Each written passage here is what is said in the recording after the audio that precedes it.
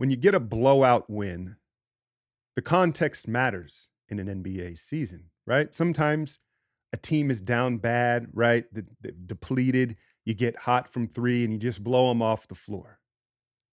That wasn't the case last night at Chase Center in San Francisco, right? The Bucks had come in, won 6 in a row. Giannis got some rest the other night in Los Angeles, and the Warriors coming off one of the more humiliating losses in, frankly, this dynasty, right? In this run.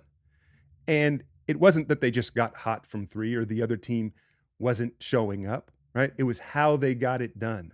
It was defense leading to offense. And then maybe more importantly, who got it done? Who got it done, right? Because the truth of the matter is that game was won with Steph and Draymond mostly on the bench. The end of the third quarter, start of that fourth quarter. I know Draymond was in there to start the fourth quarter, and the rotations are different, right? But let's start with Trayce Jackson-Davis, officially seeming to crack the rotation. No Dario Saric last night. It was Trayce Jackson in the backup center spot. And oh, by the way, your first matchup is Giannis. It's Giannis. And you heard him post-game say, I studied Blake Griffin because it was when Blake was with that Pistons team. Remember that 1-8 matchup they had? I felt like they had it a couple times, and he guarded Giannis very well. Now, that's all well and good to study it. Can you execute it? And I think half of that equation is, do you have those attributes? And I think what we saw last night was Trayce has some Blake Griffin-like attributes. And I think first and foremost, it's being able to hold your ground and absorb contact. And we talked about that from day one with Trayce. 4 years at Indiana, he's got a grown man frame, right? You're not going to just blow through him like most young big men in the NBA. And so he was able to hold his ground against Giannis, jump late, but jump quickly. Can you get off the ground quick enough to contest late? Hold your ground, absorb the contact, let him get in the air, and then get up quickly. And you saw him do that over and over again. And then the quick second jump, because that's the other thing that Giannis will do. He'll blow you off your spot. He may miss the initial shot, but then he's so quick to get back to the ball and go up again. And Trayce was there every time.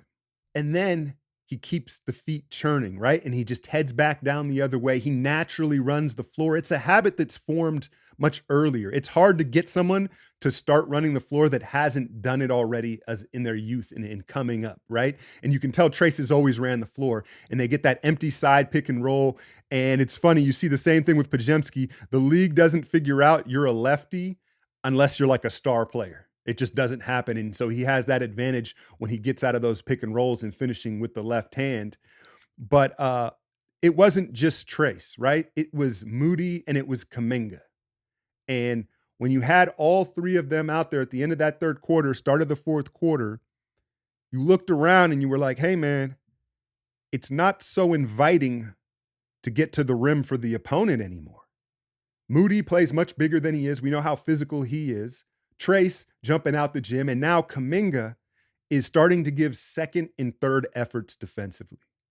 Usually could get one good one out of him, right? And we know how nuclear of an athlete he is, but now you're seeing him run someone off the three-point line, rotate down and swipe, and then get over and help contest late at the rim like a big man. You heard him talking about, I got to play big. He's playing big. And the combination of those three guys on the floor defensively, they just add a verticality, a physicality, and an energy, a youth, an exuberance. Is that the word, right? You can see I'm excited to the defensive end of the floor, and you saw Draymond feeding off that, right? You could see Draymond was invigorated, like, all right, I got some help behind me. I'm not trying to cover all these holes at once. I can roam, and I've got some help behind me. And then you saw all the defense leading to offense, Warrior basketball. Now, I want to highlight Moody and his continued growth, because I think we were all nervous with Wiggins back last night that he was going to get buried again. And Moody's out there playing like his hair's on fire, right? And he ain't giving up his spot. And listen, I'm on record. I've said, hey, I don't know if Moody has the lateral quickness to be an on-ball, a point of attack defender, but he's learning to use his length. He's got rid of that false step. I'm not saying he can't ever be, but I don't know if you ideally want that to be his role. Hey, man, maybe he's going to prove me wrong, because you saw his defense on Dame last night, the distance management and keeping his feet moving. Just like Trace is a big man in that pick and roll when you're playing that up and that north-south up and down, you got to keep the feet moving. And for Moody, a bigger, heavier guard, you got to keep your feet moving. But then did you see him with the Kawhi play? Did you see the Kawhi play? I think it was the start of the fourth quarter, and Dame's bringing the ball up, and he pokes it free and gets the breakaway dunk. And why I call it the Kawhi play is because Moody in that 7'1" wingspan, he's able to stab and poke at the dribble from a distance that guards and ball handlers aren't usually used to, right? They think that they have a false sense of security dribbling. They're like, oh, he's off, he's gapping me. And Moody's like, no, I can still poke at the ball. And we've seen him do that since he's been playing really in this last week or two. And so that adds to his point of attack where it's not going to be a crowd you. It's not the GP2 style of I'm all up in your shit and I'm crowding you and moving step for step for you. It's a different style, but it can be just as effective if he hones in and masters it. And so it's just exciting to see these young guys come into their own and credit Kerr. I know y'all don't want to do that. But pulling the plug on the Dario minutes, right? And realizing, all right, this is what's best for the team. And heck, even Loon, what did he play? Like 4 minutes? And so there's a time and a place. Styles make fights. There'll be a time where you need Looney, and heck, you may need Dario to stretch out the floor. But it was a little bit ironic hearing Kerr postgame say, well, we've got to get Trace ready for the postseason. We got to get him more experience in minutes. It's like, oh, word? Really? That'd be a great idea, you know? But I also like the strategy coming out and showing to a Dame right away. Because in the past, usually with a Dame or a Ja, whoever it is, a ball-dominant lead guard, the Warriors wait. Initially, they play straight up, and then once they're going, they're like, all right, we'll show too high. No. From the start, they know Dame, when he's back home, he's going to try and act like he back home, right? And so from the start, they showed two of them, and it did allow Bobby Portis to get going, but it was the lesser of evils ultimately. And I liked that aggressive style and defense on Dame from the start. As far as the Bucks go, I don't think they have enough. And I know Bucks fans, if you're watching this video, you're like, well, y'all don't have enough. Touche. I'm just saying, I think Milwaukee is thought of as more of a contender than the Warriors this season. And, you know, they add Gallinari. Pat Bev was a nice add. But I think that ultimately Dame and Giannis don't enhance each other enough. And then Lopez has lost a step. And I think Middleton is cooked. You know, he's just on wobbly legs even when he's out there. Crowder looks cooked. And so the supplementary pieces around them, their role players, I think are just on too far on the backside of their careers when you look at what else is out there in the East. Now, the Warriors have the Bulls tonight.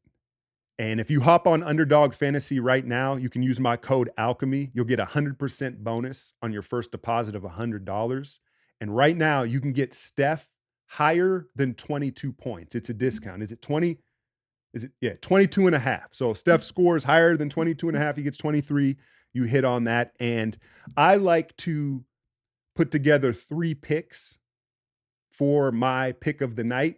But what I encourage you to do is, and what I'm going to start doing is highlighting the one I like most. So you can build your own and perhaps take 1 or 2 of mine. But this is a give me tonight. Steph, 22 and a half against a Bulls team that, listen, I don't think they're as talented as they have been in the past. No Patrick Williams, no Zach LaVine, but they're certainly more feisty. When you look at a Kobe White, a Dosunmu, is that how you say his name? Ayo Dosunmu. I like him, the local product in Chicago. And then, of course, Alex Caruso. When you look at that 3-guard lineup, they may be a little bit outgunned offensively, but they're going to put up a fight and they're going to make it scrappy. So I don't think it'll be a cakewalk tonight, but I do expect Steph to hit higher than 22.5. So you can go ahead and join me at Underdog. But again, the context of how that was done on the back of the young guys, right? And the dominance that it was against a team that was hot, not a depleted team. I guess they didn't have Middleton, but contextually, I think it was a really big win when you consider how it was done. So let's keep building on that tonight against this Bulls team.